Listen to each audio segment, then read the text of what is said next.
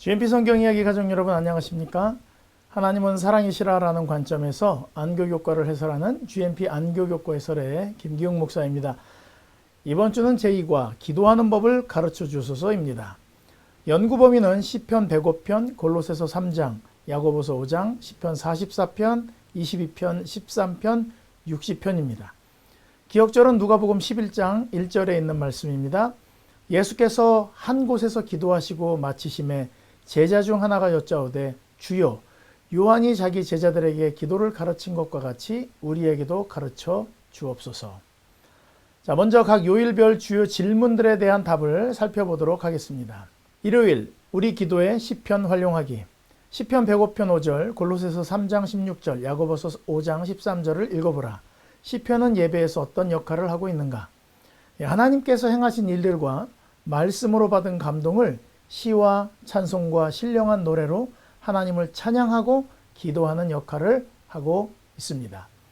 월요일입니다. 환난 때의 도움. 시편 44편을 읽어보라. 이 시편은 우리에게 무엇을 말하고 있는가? 이것이 모든 시대의 신자들에게 의미가 있는 이유는 무엇인가? 능력 있는 하나님께서 그들의 선조를 인도하셨는데 현재 임한 죽음의 고난에서 구해주시기를 말하고 있습니다. 하나님을 신뢰함에도 이르러 오는 고난이 있을 수도 있고 또 그 가운데서도 여전히 하나님을 신뢰할 것을 말하고 있습니다. 화요일입니다. 절망 중의 노래 시편 22편을 읽어보라. 이 시편에서 큰 고통 속에서도 하나님을 신뢰하는 것에 대해 무엇을 배울 수 있는가? 언제 응답받을지도 모르고 혹 응답되지 않을 수도 있음에도 자신을 사랑하시는 하나님을 의심 없이 끝까지 하나님을 찬양하면서 신뢰하는 모습을 배울 수 있습니다. 수요일입니다. 절망에서 소망으로 시편 13편을 읽어보라. 이 시편에서 어떤 두 가지 중요한 분위기를 구별할 수 있는가? 기도에도 응답이 없는 현 상황의 위급함과 하나님의 사랑을 의지하고 그분의 사랑의 은덕으로 구원받을 것을 찬송하는 위급함과 구원받을 것을 찬송하는 두 가지 분위기를 볼 수 있습니다. 시편 기자의 전반적인 견해에 급격한 변화를 가져온 결정은 무엇인가? 그가 경험했던 주님의 사랑을 의지할 때 구원의 확신과 그 모든 것이 하나님의 은덕임을 알기 때문입니다. 목요일입니다. 지금 우리를 다시 회복시키소서. 시편 60편 1절로 5절을 읽어보라. 이 시편은 어떤 경우에 합당한 기도인가? 고난 속에 있는 사람들에게 하나님을 바라보고 고난을 통한 구원을 얻도록 용기를 주는 기도입니다. 인생의 기쁜 시간에도 우리는 이 애가를 통해 어떤 유익을 얻을 수 있겠는가? 현재 우리가 고난이 없지만 옛 경험을 기억하고 현재 다른 사람들이 그런 고통을 경험하고 있음을 깨닫고 그 사람들을 위해서 기도하고 공감하게 되므로 그 사람들을 예수님처럼 섬길 수 있는 유익을 얻을 수 있다. 이렇게 교과에서 이야기하고 있습니다. 그러면 이제 각 요일별로 생각해 볼 문제들을 살펴보도록 하겠습니다. 그래서 안식일 오후에는요, 이 학습화된 기도에 대한 이야기를 좀 하고 있습니다. 저는 중고등학교 때 반에서 예배를 드리는 일이 있었습니다. 아침을 시작할 때 그리고 저녁에 마치기 전에 꼭 2명이 나가서 예배를 인도한 적이 있어요. 그런데 친구들이 이렇게 기도를 시키는데 차라리 김기용 군 기도해 주세요 이러면 괜찮은데 이러고 있다가 오늘은 4번이 기도해 주시기 바랍니다. 그리고 딱 이렇게 고개를 숙여요. 그러면 약간 장난 같기도 하고 이러면 기도하기가 너무 싫었습니다. 그리고 지금 내가 원하는 기도를 할 시간도 아니에요. 원하지도 않는데 기도를 해야 되나? 이런 생각을 또 하기도 했었습니다. 공중기도에서 어떤 분이 기도를 하실 때 어떤 사람은 이렇게 써서 기도를 읽습니다. 그러면 어떤 분은 잘 준비해서 기도를 하는구나. 횡설수설하는 것보다 낫다. 이렇게 얘기하시는 분이 있고 어떤 분은 써서 읽는 게 그게 무슨 기도냐 이렇게 말씀하시는 분들도 있습니다. 여러분 오늘 기억절에 제자들이 기도를 몰라서 예수님께 기도를 가르쳐 달라고 했을까요? 누가복음 11장 1절에 예수께서 한 곳에서 기도하시고 마치심에 제자 중 하나가 여짜오되 주여 요한이 자기 제자들에게 기도를 가르친 것과 같이 우리에게도 가르쳐 주옵소서 이렇게 얘기했어요. 예수님이 기도하시는데 제자 중 한 명이 예수님의 모습을 보고 감동받고 배우고 싶었나 봐요. 그것을 실물교훈에서는 이렇게 이야기하고 있습니다. 그리스도의 제자들은 그가 드리는 기도와 하나님과 교통하시는 그의 습관에 큰 감명을 받았다. 제자들이 예수님을 보고서 하나님과 교통하고 싶었던 것입니다. 하루는 제자들이 주님을 잠시 떠났다가 돌아와서 주님께서 열심히 기도하고 계신 것을 보았다. 이런 모습을 우리 자녀들 또 우리 교우들에게 같이 보여주면 좋겠죠. 주님께서는 제자들이 온 것도 모르시는 듯 큰 소리로 계속 기도하셨다. 그때 제자들의 마음은 깊은 감동을 받았다. 그가 기도하기를 마쳤을 때에 제자들은 기도를 우리에게도 가르쳐 주옵소서 하고 부르짖었다 이렇게 얘기했어요. 여러분, 이 부르짖었다는 얘기는 기도 좀 가르쳐 주세요 이 정도가 아니고 막 예수님한테 매달려서 우리도 그렇게 기도하게 해달라고 이야기를 했다는 것입니다. 이미 이 이스라엘 사람들은 시편 문구를 외우고 있었습니다. 그런 기도를 하고 있었어요. 근데 사람들이 많이 형식화된 기도를 하고 있었겠죠. 그런데 예수님의 기도 모습이 어땠는지 자세히 말할 수는 없지만 제자들이 보고 나도 저렇게 기도하고 싶다. 나도 저렇게 전심으로 하나님과 교제하고 싶다. 이렇게 기도를 했다는 것입니다. 그렇게 물었을 때 예수님은 뭐라고 대답을 하셨냐면 기도에 대해서 가르쳐 주셨어요. 만일 자발적인 기도가 진짜 기도라고 한다면 예수님이 이렇게 말씀하셨을 거예요. 기도를 어떻게 배우느냐? 전심으로 기도하면 된다. 이렇게 얘기하면 될 것인데 그렇게 하지 않으시고 예수님은 기도가 어떤 것인지 주의 기도문을 알려주셨다는 것입니다. 이 요청에 따라 그리스도께서 제자들에게 가르쳐 주신 기도는 과장된 언어로 된 것도 아니고 영혼의 필요를 단순한 말로 표현한 것이다. 그것은 짧으면서도 일상의 필요를 직접 다루고 있다. 이렇게 이야기하고 있습니다. 지난주에 말씀드린 대로 사람들이 가장 많이 노래하는 것은 사랑과 이별이에요. 사랑과 이별의 시와 노래를 생각하는 것만으로도 자신의 마음에 이렇게 와닿는 감동을 느끼게 되는 거예요. 시편의 기도들도 우리가 그런 사랑과 이별에 대한 시와 노래를 머릿속에 쉽게 떠올리는 것처럼 시편의 기도들을 기억하는 것만으로도 우리 삶을 하나님 앞으로 끌어가는데 크게 도움이 된다는 것입니다. 자, 그러니까 억지로 누가 시켜서라도 기도하는 거 하셔야 합니다. 제가 느낀 건데요. 억지로라도 기도하지 않으면 기도할 일이 잘 안 생깁니다. 진심으로 우러날 때 기도할 거야. 그러면 그 진심으로 우러날 기도할 때가 잘 안 생겨요. 근데 억지로라도 기도하게 되면 더 기도하게 되고 하나님 앞으로 자꾸 자기를 이끌어 나가는 걸 볼 수가 있습니다. 자, 이번 주는 안식일 오후에서 맨 마지막에 이야기를 합니다. 이번 주에는 특별히 상황이 좋지 않을 때에 관한 시편을 살펴볼 것이다. 그러니까 우리가 진짜 어렵고 힘들 때 어떤 시편들이 사용되었는지 또 그 시편이 어떻게 기도가 되는지 를 살펴보겠다는 것입니다. 첫째 날 일요일입니다. 우리의 기도의 시편 활용하기. 자, 시편을 어떻게 읽어야 할지를 이야기하고 있습니다. 시편의 여러 사람들이 같지 않은 환경에서 성령의 영감을 받은 대로 하나님께 기도한 내용이라고 지난 시간에 배웠습니다. 그렇죠? 처음부터 읽어서도 좋고 또 자신이 처한 비슷한 상황과 관련된 것들을 찾아서 읽으셔도 좋습니다. 그런데 한번 읽고 난 다음에 다시 한번 기도를 해보는 것을 교과에서는 추천하고 있습니다. 내가 모르던 기도를 배울 수도 있고 하나님을 바라보는 다른 사람의 관점도 배울 수 있다는 것입니다. 시편 1편을 예로 들자면 A 목사님이 시편 1편을 읽고 설교하는데 받은 감동이 다르고 B 목사님이 감동받은 포인트가 다르고 C 목사님이 감동받은 포인트가 달라요. 그런 것처럼 여러분들도 어떤 시편이든 어떤 시든 읽으시면서 여러분들이 각자 받는 감동이 다 다를 것입니다. 그리고 서로에게 분명 깨닫지 못하는 것을 깨닫게 되면 마음에 울림이 있게 되고 그리고 나는 요거밖에 못 보는데 다른 사람의 관점으로 볼 수 있는 시야가 이렇게 넓어지는 거예요. 우리가 어떤 사람의 책을 읽는다는 것은 잘 정리된 그 사람과 만나는 것이다. 이렇게 얘기를 했어요. 그러니까 우리가 책을 100권을 읽었다 그러면 그 책을 쓴 100명의 사람들과 만나는 거예요. 내가 연구하지 않은 어떤 부분에 대해서 새롭게 눈을 뜨게 되는 것이죠. 시편도 마찬가지입니다. 내 신앙은 이러한 방향을 가지고 있는데 그 다른 사람의 시편을 읽으면서 그 사람이 가지고 있는 하나님에 대한 생각을 배우는 것입니다. 뭐 그런 공감이 꼭 없다고 할지라도 시편 저자가 생각하는 하나님에 대해서 신앙에 대해서 그 사람이 고난과 시련을 받아들이는 자세 그리고 이겨내는 방법들을 알게 되므로 지금은 내가 그런 경험이 없지만 앞으로 내 인생에서 그런 일을 만나게 될 때 이길 수 있는 힘을 얻게 되는 것이죠. 다른 말로 하면 어떤 어려운 일들에 대한 힘든 일들에 대한 백신을 맞는 것과 마찬가지가 된다는 것입니다. 그러니까 우리가 아직 힘든 일들을 많이 만나지 않았지만 시편을 읽으면서 이런 일이 닥쳤을 때 나도 이렇게 기도해야 되겠다. 이렇게 하면서 하나님 앞으로 한 걸음 나아갈 수 있는 지름길을 얻는다는 것입니다. 비록 내 형편에 맞지 않아도 주변에 그런 비슷한 사람들의 상황을 보면서 또 그 사람을 위해서 기도할 수 있게 되는 것이죠.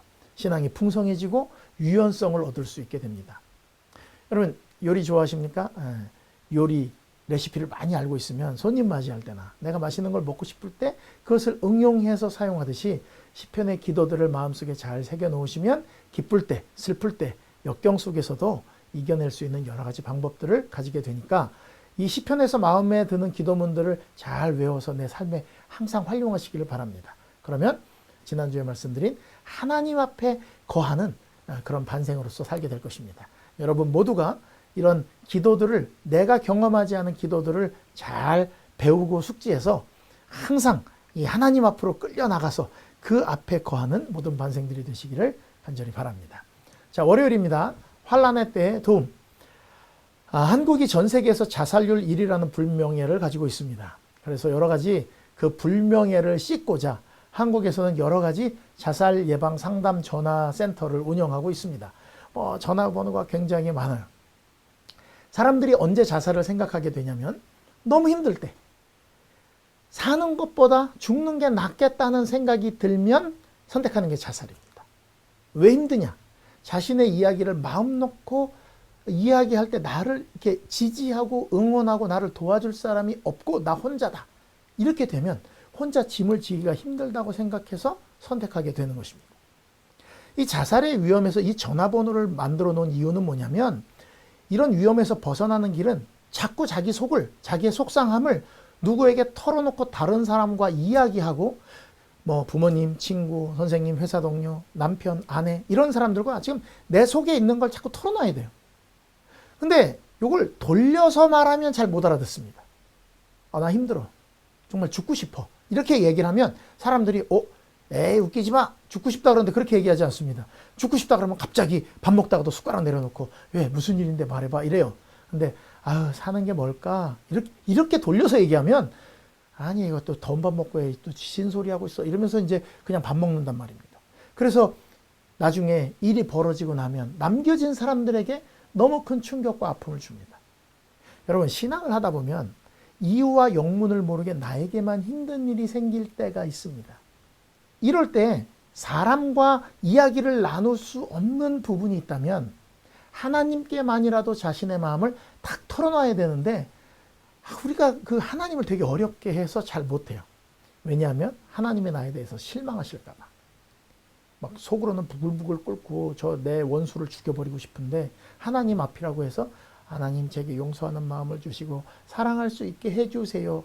이렇게 말하면 하나님이 나를 이뻐하시겠지? 그러니까 이렇게 하면 마음에 기도를 했는데도 불구하고 마음이 괴로운 거예요. 왜? 마음에는 그게 안 생기거든요. 그런데 시편 기자들이 기도할 때 이렇게 기도하죠. 왜 이런 오해와 억울한 일을 내가 당해야 하나요? 죽겠어요. 이렇게 하나님께 솔직하게 기도를 하고 그리고 하나님의 음성을 듣는 연습을 하셔야 되는 것입니다. 시편을 읽으면서 이게 하나님의 성령으로 감동된 하나님의 말씀이며 기도라는 것을 잊으시면 안 돼요. 그러니까 하나님께 솔직해야 돼요. 개인 기도를 할 때는 특별히 더 그러셔야 돼요. 먼저 하나님은 내 개인의 모든 생각을 알고 계시고 그분만은 답을 줄 수 있고 해결책을 줄 수 있다는 것을 잊으시면 안 됩니다. 근데 그게 내 시간표랑 조금 다를 수는 있지만 하나님이 답이 없지는 않으세요. 그러니까 하나님 앞에 기도할 때는 억울합니다. 속상합니다. 미워 죽겠습니다. 정말 짜증납니다. 적어도 하나님께는 말할 수 있어야 돼요. 여러분 다윗의 시를 한번 보겠습니다. 현대인의 성경으로 제가 가져왔어요. 왜냐하면 옛날 성경보다는 현대인의 성경이 우리가 이해하기가 훨씬 좋기 때문에 그렇습니다. 시편 6편입니다. 많이 있습니다. 많이 있는데 우리 지난주에는 109편 소개해드렸죠. 여호와여 주의 노여움으로 나를 꾸짖지 마시고 주의 분노로 나를 벌하지 마소서. 하나님 나한테 뭐라고 하지 마세요. 여호와여 내가 지금 쇠약합니다. 지금 겪는 일로 너무 힘듭니다. 그러니까 나 불쌍히 여겨주세요. 내 몸이 병들었습니다. 나를 고쳐주세요. 이렇게 얘기를 하는 거예요. 난 지금 마음이 심히 괴로운데요. 나는 내 마음이 심히 괴로운데 여호와여 언제까지 기다리겠습니까? 이렇게 기도를 하는 거예요.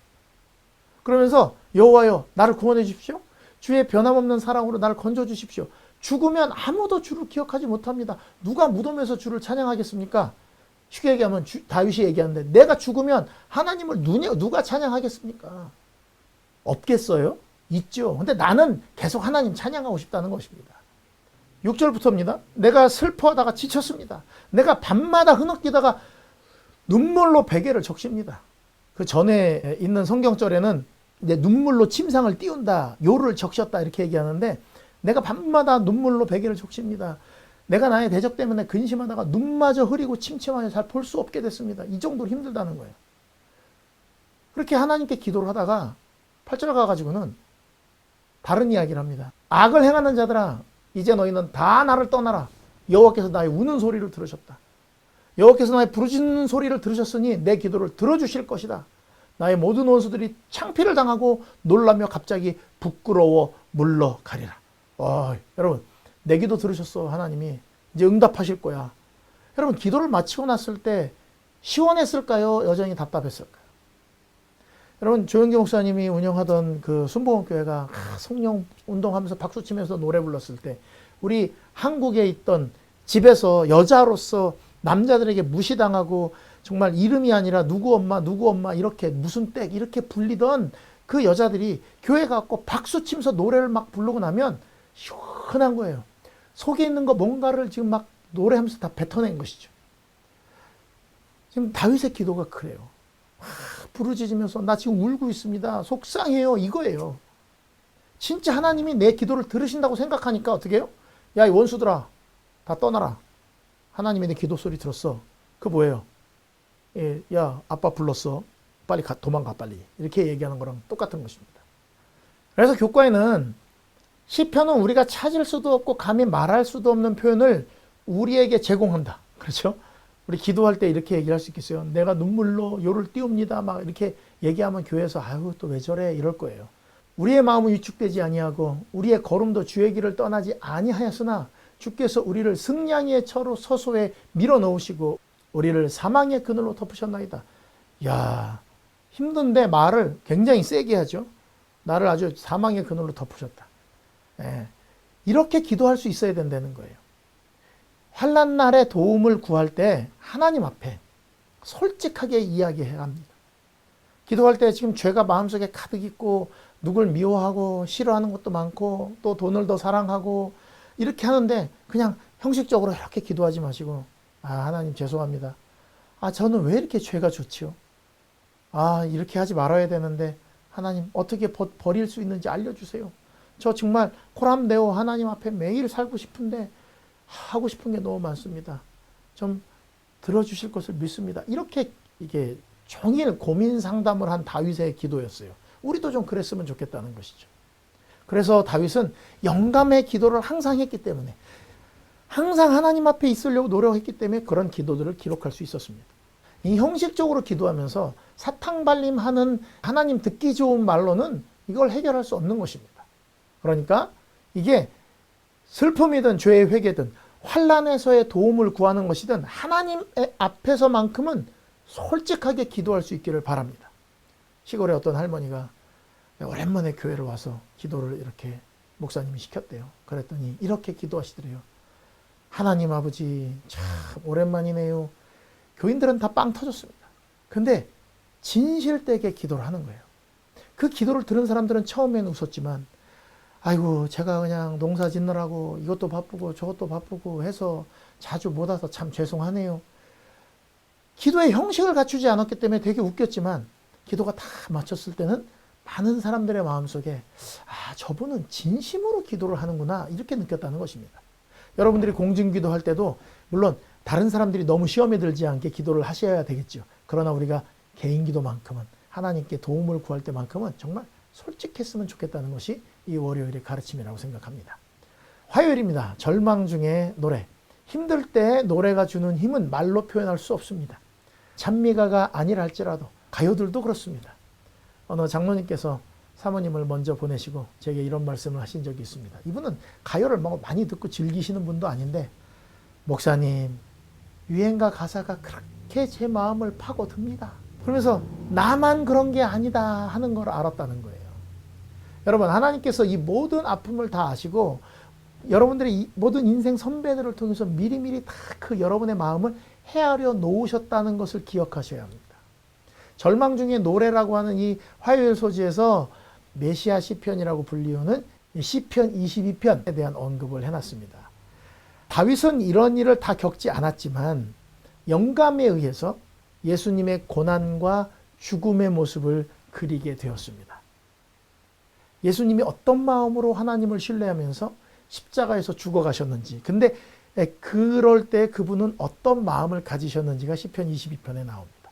다윗의 시 인도자를 따라서 아이엘렛 샤할에 맞춘 노래 이렇게 되어 있습니다. 자, 내 하나님이여 내 하나님이여 어찌 나를 버리셨나이까, 어찌 나를 멀리하여 돕지 아니하시오며 내 신음소리를 듣지 아니하시나이까. 내 하나님이여 내가 낮에도 부르짖고 밤에도 잠잠하지 아니하였사오나 응답하지 아니하시나이다. 하나님이 예수님을 버리셨나요? 예수님이 지금 뭘 느끼시는 거예요? 버리시는 걸 느끼는 거예요. 죄가 그런 거라고요.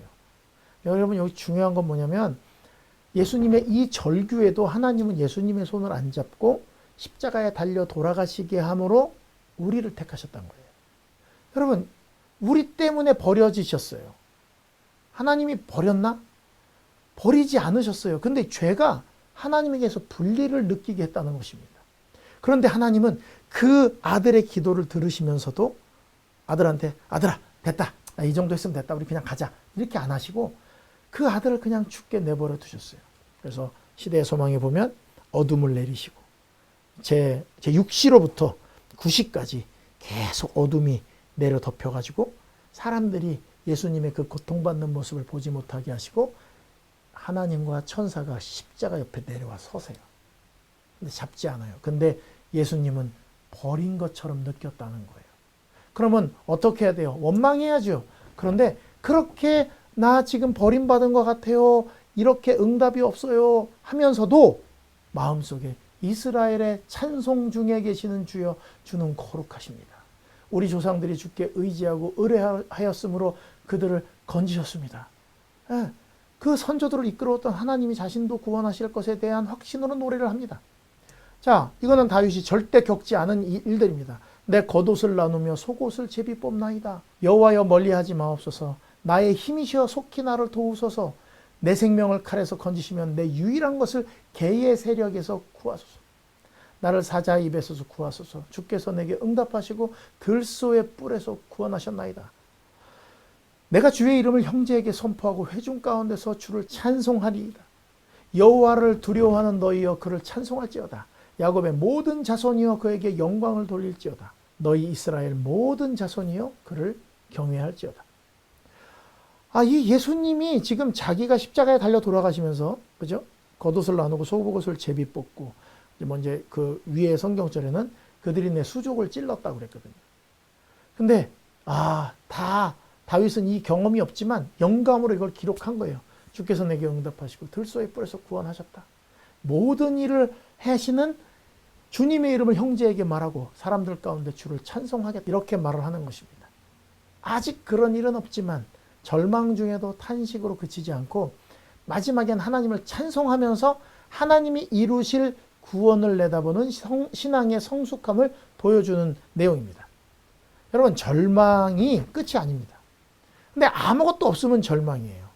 그런데 우리가 절망에 빠지더라도 아들의 손을 버리시면서까지 우리의 손을 잡고 우리를 구원하신 하나님을 믿고 있으니까 어떤 상황 가운데서도 찬양을 통해서 하나님을 기쁘시게 할 수 있는 사람이 되는 거예요. 얼마나 행복한 일입니까? 하나님은 자기 아들의 절규를 이렇게 써놓으시면서 이런 절규를 하는 아들보다 난 너희의 손을 잡았다. 난 너희를 더 소중히 여긴다. 라는 걸 보여주셨잖아요. 그러니까 우리가 절망 중에서도 노래를 할 수 있겠어요? 예, 예수님을 닮았다면 노래할 수 있어야 합니다. 그게 내가 막 원하는 시간에 응답이 되지 않더라도 여러분들이 어떤 상황 속에서도 이렇게 하나님을 믿고 있으니까 아들의 손을 버리면서까지 우리를 안으신 하나님을 믿고 있으니까 어떤 상황에서도 찬양을 통해서 하나님을 기쁘시게 할 수 있는 신앙을 가지는 우리 모두가 되면 좋겠습니다. 자, 수요일입니다. 절망에서 소망으로. 시편 13편에 나오는 이야기입니다. 여호와여, 어느 때까지니까 나를 영원히 잊으시나이까? 주의 얼굴을 나에게서 어느 때까지 숨기시겠나이까? 여러분, 이 기도를 딱 들으시면서 여러분들은 뭘 느끼세요? 저는 이 어느 때까지라는 말이 제 마음속에 확 와닿아요.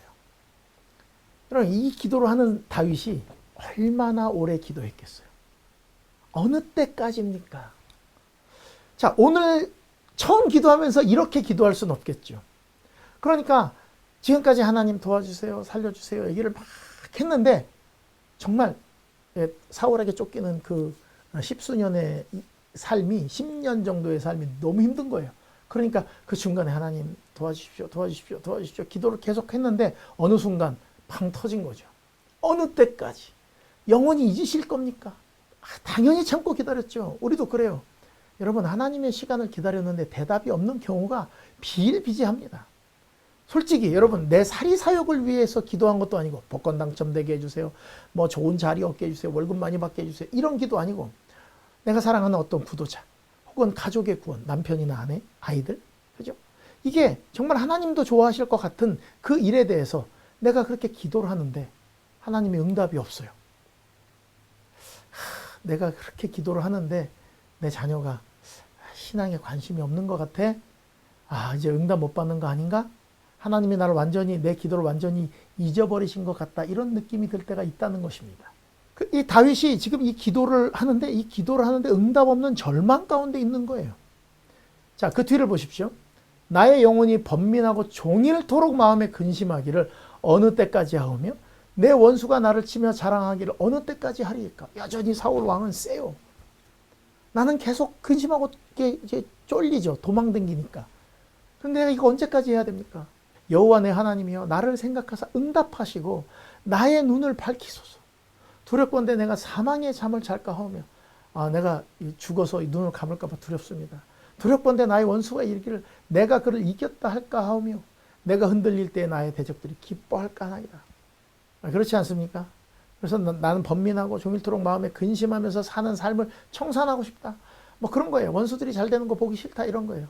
나를 생각하사 응답을 좀 해주십시오. 그러면서 내가 사망의 잠을 자지 않도록 내 눈을 뜨게 해주십시오. 살려주세요. 그거예요. 이렇게 기도하면서도 뒤에 가면 꼭 이렇게 이야기를 합니다. 나는 오직 주의 사랑을 의지하여 싸우니 나의 마음은 주의 구원을 기뻐하겠습니다. 아직 구원 못 받았어요. 어느 때까지 이럽니까? 하지만 난 하나님 사랑 의지합니다. 내가 여호와를 찬송할 것인데 이는 주께서 내게 은덕을 베푸십니다. 야, 내가 양치기 하다가 나에게 기름 부어서 왕을 삼으시겠다고 하신 분인데 내가 왕 되겠다고 한 적이 있어? 그런 적도 없는데 난 그저 하나님이 좋아서 하나님 찬양하고 이런 것만 했는데, 이렇게 얘기하는 거예요. 그러니까 막 절망에 대해서 얘기를 하고 하나님께 언제까지입니까? 영원히 나를 잊겠습니까? 막 하다가 기도하다가 하나님의 음성이 마음속에 임하는 것입니다. 야, 너 양치기 때 내가 너 불러가지고 형들 다 제끼고 너 왕 삼겠다고 했잖아. 맞아. 하나님 그런 분이지. 내가 사자의 입에서 양들을 건질 때 하나님 나 지켜주셨지. 그래, 내가 그분께 받은 사랑이 얼만데. 그래, 하나님 찬송하고 의지하자. 자기의 과거를 딱 생각하고 나니까 하나님께 이렇게 부질없이 하는 그 원망들이 부끄러운 거예요. 그래서 와이프도 이렇게 얘기했죠. 우리는 주님께서 우리를 인도해 오신 길과 우리의 과거의 역사를 통하여 주신 그분의 가르침을 잊어버리는 것 외에는 미래를 위하여 두려워할 것이 전혀 없다. 여러분, 문제가 사라지고 기다림을 연장할 수 있고 나는 그 안에 한 도의금을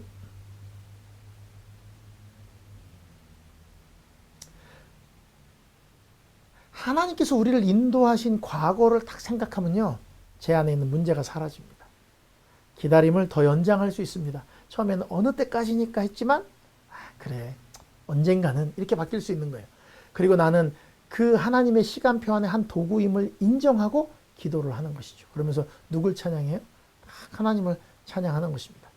내가 살아있을 때 응답받으면 좋은데 하나님의 시간표가 그렇지 않다면 결코 응답받지 못할 거예요. 그렇다고 그 기도가 무시당한 것입니까? 아닙니다. 자녀를 위해서 한 기도가, 어머니의 기도가 어머니 살아계실 때 응답받지 못해서 그 엄마가 기쁨을 누리지 못했지만 부모님이 돌아가시고도 회심하는 경우들도 많이 있어요. 하나님의 시간표에는 우리의 인내가 필요한 것입니다. 하나님께서는 결국 이 하나님의 마음을 깨닫기를 간절히 원하시는 거예요. 아직 응답되지 않았지만 여전히 어려움 가운데 있지만 우리가 하나님을 찬송할 수 있게 된다면 하나님은 자기 편을 얻은 것처럼 굉장히 뿌듯하실 거예요. 그죠?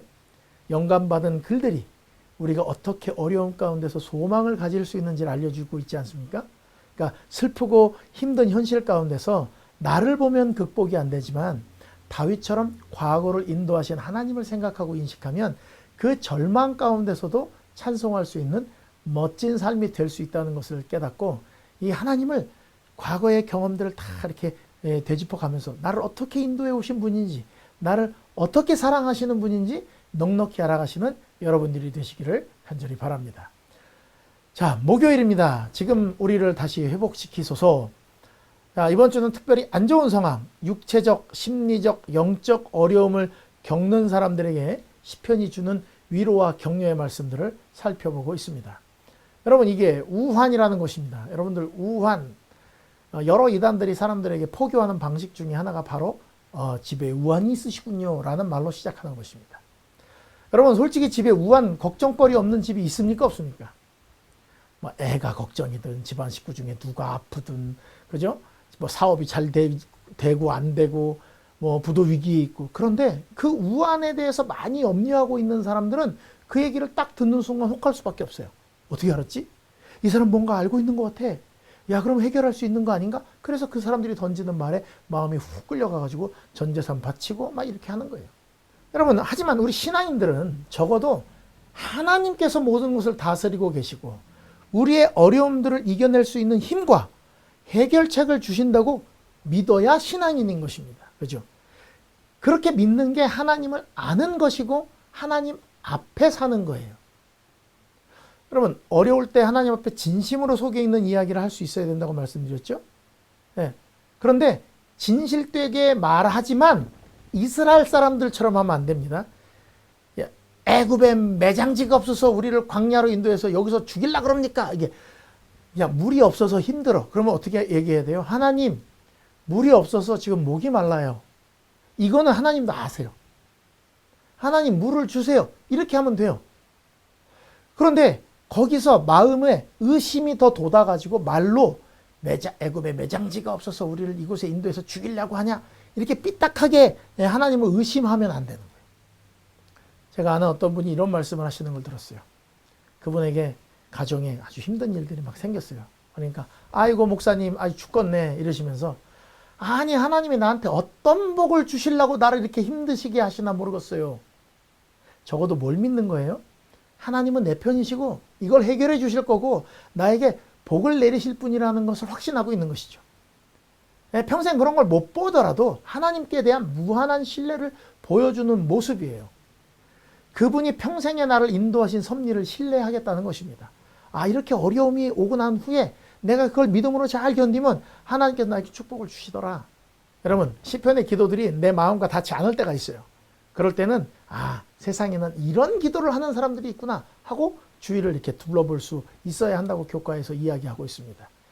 사람들은 굉장히 이기적이어서 내가 아프면 세상이 다 아픈 것 같고 내가 즐거우면 다 즐거운 것 같아요. 그래서 나 기분 좋을 때는 아무렇게나 다른 사람들한테 농담하고 비아냥거리고 뭐 그 사람 힘들게 하면서 내가 힘들 때 남이 한마디 하면 농담이구나 이렇게 하지 못하고 막 아주 화가 나고 그런 것이죠. 여러분, 내가 웃을 때, 내가 기쁠 때 내 주위에 눈물 흘리는 사람이 있는지 없는지 한번 살펴볼 수 있어야 합니다. 그게 신앙이고 믿음 있는 사람의 삶의 자세입니다. 우리 교과에서는 이런 이야기를 기록하고 있습니다. 이 세상은 하나의 광대한 환자 수용소이다. 그러나 그리스도께서는 병자를 고치시고 사단의 포로들에게서 구원을 선포하시려고 오셨다. 그는 당신의 치유의 능력을 받으러 온 자들을 한 사람도 돌려보내지 않으셨다. 예수께서는 도움을 간청하는 자들이 저희들 스스로가 그 질병을 초래하였음을 아셨으나 저들의 병을 고쳐주시기를 거절하지 않으셨다. 예수님은 사랑이 있기 때문에 그 사람들이 아파갖고 와서 내가 이런 병에 걸렸습니다. 그러면 예수님은 어떻게 하셨냐면 그냥 그 사람의 병을 이렇게 고쳐주시고 그 사람들 마음속에 있는 죄책감도 해결해 주셨어요. 우리는 예수님의 사랑이 없어요. 그렇게 먹으니까 그런 병에 걸렸지. 그런 사람들 보면 입을 한 대 딱 때려주고 싶어요. 아이고 아프구나 속상하지 이렇게 하고 난 다음에 병이 고쳐지고 나면 네가 지난번에는 이런 걸 먹고 네가 마음대로 네 몸을 절제하지 못해서 그런 거야. 앞으로 이렇게 아프지 않으려면 이렇게 했으면 좋겠어. 이렇게 좀 마음의 진정성이 가야 되는데 그냥 딱 안 그래도 아파 죽겠는데 이거 먹었지. 그러니까 그렇지. 이렇게 가면 안 된다는 거예요. 예수님은 원인 파악을 하시려고 하지 않으셨어요. 먼저 불쌍히 여기고 구원을 베푸시고 다시는 가서 죄를 짓지 말아라. 난 네가 또 아픈 게 싫다 그 뜻이에요. 이런 눈빛과 말투와 마음으로 이렇게 예수님이 다가가니까 그 사람들이 스스로 죄를 회개하게 만들고 예수님을 사랑하게 만드는 것이죠. 우리 교회도 그랬으면 좋겠습니다. 누가 아프면 꼭 이래요. 왜 아프대? 뭐 때문에야? 물어본 다음에 아이 뭐 때문에 그렇구만 뭐 때문에 그렇구만. 그 원인 평가를 너무 많이 해요. 그리고 해결책도 자기네가 막 줍니다. 그거 이렇게 해야 돼 저렇게 해야 돼. 그런데 여러분 제일 좋은 것은 그냥 눈물 흘리고 있는 사람이 있으면 조언을 하고 왜 그러냐고 물어보는 것보다 먼저 같이 앉아서 공감해서 같이 눈물을 흘려주는 게 제일 좋습니다. 진심으로 낫기를 간구해주고 해결책을 줄 수 없는 답답함이 있지만 적어도 손을 딱 잡아주고 같이 눈물을 흘려줄 수만 있으면 아무 말 하지 못해도 괜찮습니다. 답을 못 주면 어떻습니까? 우리가 무슨 하나님입니까? 어떤 슬픔을 맞이한 가족에게 가서 성경절 가지고 막 위로한답시고 하나님의 뜻이야 이런 소리 하지 마시고 성경으로 때리는 거예요. 그거는 성경이 두꺼워서 아파요. 근데 그냥 같이 그냥 울어주시. 얼마나 속상할까 얼마나 힘들까 많이 슬프지. 그리고 손만 잡고 아무 말 하지 마세요. 이렇게 하면 그 사람이 혼자 있는 외로움 속에서 회복되는 과정으로 나오게 될 수 있는 것입니다. 여러분 이걸 섬김이라고 이야기하는 것입니다. 그래서 그 사람의 손을 잡고 일으켜주고 비를 내리지 못하기는 못하지만 비를 같이 맞아주거나 우산을 같이 쓰고 앉아 있을 수 있으면 되겠다고 생각을 합니다. 우리 GMP 안교교과 반생 여러분들께서는 누군가 아픈 사람이 있으면 그냥 가서 같이 그냥 물 떠다주고 과일 깎아주고 음식 해주고 아무 말 안 해도 괜찮아요. 그렇게 하고 눈을 예쁘게 뜨시면 돼요. 정말 사랑 어린 눈으로 이렇게 쳐다보면서 그리고 가면서 한마디 하면 돼요. 내일 또 올게. 끝입니다. 그러면 그 사람은 내일 또 올게라는 그 말 안에서 이 사람이 믿고 있는 하나님과 그 사람의 삶의 자세 모든 것을 받아들이는 것입니다. 그래서 예수님께서 우리 죄인들을 회복시키실 때 쓰셨던 방법들이 우리에게도 이렇게 흘러나갈 수 있으면 좋겠습니다. 제가 원래 금요일까지는 잘 하지 않지만 금요일에 교육이라는 책에 나오는 시와 노래라는 챕터를 읽어보라고 해서 제가 좀 쭉 읽어봤습니다. 시와 노래 이 두 개의 차이점을 묻는데 영혼의 언어이자 기도인 노래. 그러니까 이거 모든 게 같은 거라는 거예요. 시편이나 노래나 찬양이나 찬송이나 다 같다는 것이죠. 그래서 시편의 본문을 암송하다 보면 유혹과 두려움을 이겨낼 수 있다는 것입니다. 거룩한 노래로 말미암아 우리의 심령에 참회와 믿음, 희망과 사랑, 기쁨의 샘물이 얼마나 자주 터져 나왔는가. 사실 많은 경우 노래는 뭐다? 기도이다. 이렇게 얘기하고 있습니다. 그분의 말씀을 기억에 새기는데 그것을 노래로 반복하여 부르는 방법보다 더 효과적인 것은 별로 없다. 그런 노래는 기이한 힘을 가지고 있다. 그것은 거칠고 교양 없는 성질을 진정시키며 생각에 활기를 불어넣고 동정심을 일깨우고 행동의 조화를 촉진하며 용기를 잃게 하고 노력을 약하게 하는 어둡고 불길한 생각을 없애는 힘을 가지고 있다. 쉽게 얘기해서 이 외우기 힘들지만 그걸 노래로 만들어서 외우게 되면 더 잘 기억하게 되고 여기 생각에 활기를 불어넣어 준다는 거예요. 동정심도 일깨워지고 용기를 막 잃게 될 때 그리고 막 내 노력 이런 거 해야 되나 말아야 되나 하는 게 불길해질 때 그걸 싹 없애고 힘있게 이게 뭐예요? 하나님 앞에 나아갈 수 있게 코람대오 할 수 있게 만드는 힘을 가지고 있는 게 노래, 찬양이라는 거예요. 그래서 예배 노래를 부를 때 넉넉한 노래를 부르지 마시고 그 작사가가 무슨 마음으로 저것을 썼는지를 한번 깊이 생각하면서 노래를 불러보시면 나도 다음에 어떤 일이 생기거든 이렇게 기도를 해야지 하면서 하나님과 가까워진다는 것입니다. 예배의 일부로 노래를 부르는 것은 기도를 드리는 것과 마찬가지로 예배의 행위이다. 그래서 사실 많은 노래는 기도이다. 이렇게 써 있어요.